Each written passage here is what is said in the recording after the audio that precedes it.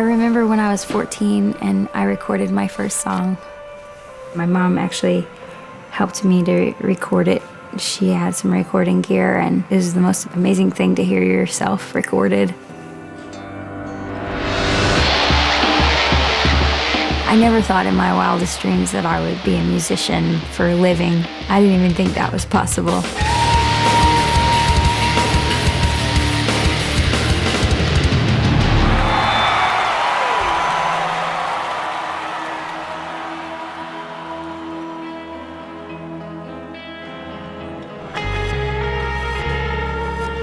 When I was a little girl, we kind of struggled financially. My mom being a single mom with 2 kids at 18, it was a difficult situation to be in. When I was 10 years old, my cousin, who was 3, was like a little brother to me. He was beaten to death by his stepfather. How could I trust in a God that would allow something like that to happen? It just spiraled into depression, and I ended up getting involved in drugs and just continued to fuel that depression. When I was 16, I was very outspoken atheist and really searched a lot of different religions and just felt so empty in everything, whether it was in drugs or sex. And so since there wasn't anything in life that satisfied the emptiness, I just didn't want to do life anymore. There were times I cried myself to sleep at night. I made a plan to commit suicide. I just didn't want to wake up anymore. I just was tired of waking up, and I just thought, I can't keep doing this. Only to wake up wishing that I didn't.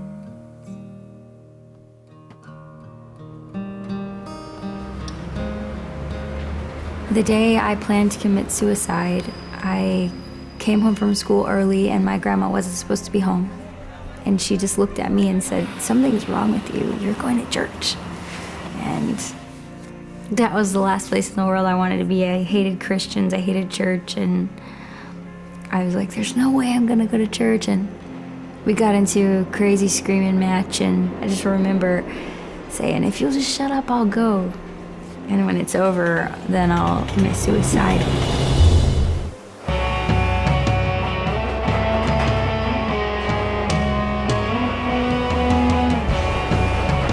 I was sitting in the back of the church, slouched down in my chair with my arms crossed, and the preacher began to speak, and everything he said was straight to my heart, like I was the only person in the room.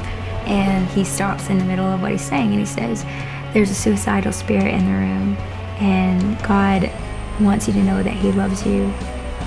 All the hair stood up on the back of my neck. I was like, this is just really freaking me out. I gotta get out of here. I got up and went towards the door after he dismissed the church, and a man grabbed me by the arm, and he was a white-headed old man, and he said, God wants me to speak to you, and he wants you to know that even though you've never known an earthly father, that he will be a better father to you than any earthly father could ever be. He said, he's seen you when you cry yourself to sleep at night. And when he said that, it really shook me, because I had cried myself to sleep every night since I was 10 years old. If I didn't cry, I couldn't sleep.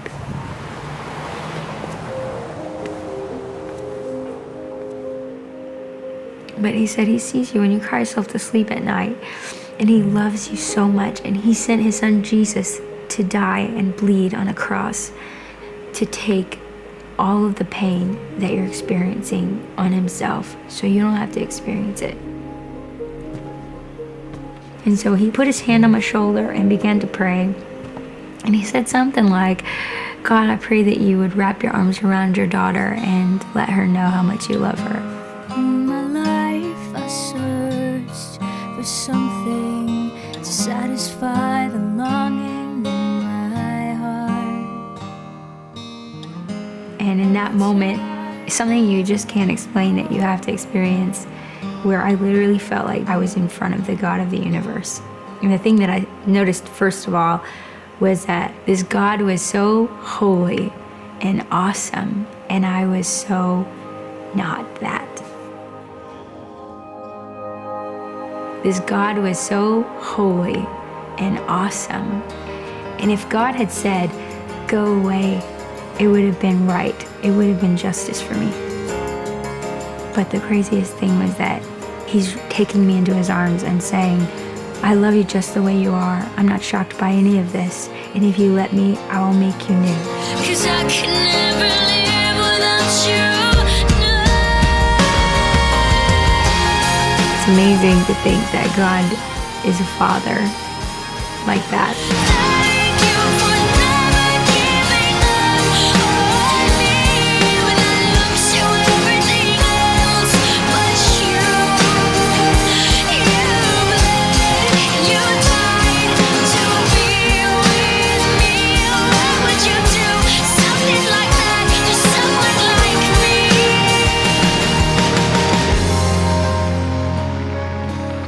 Jesus died in my place. And because of that, all I have to do is believe it and say, yes, change me. Yes, make me new.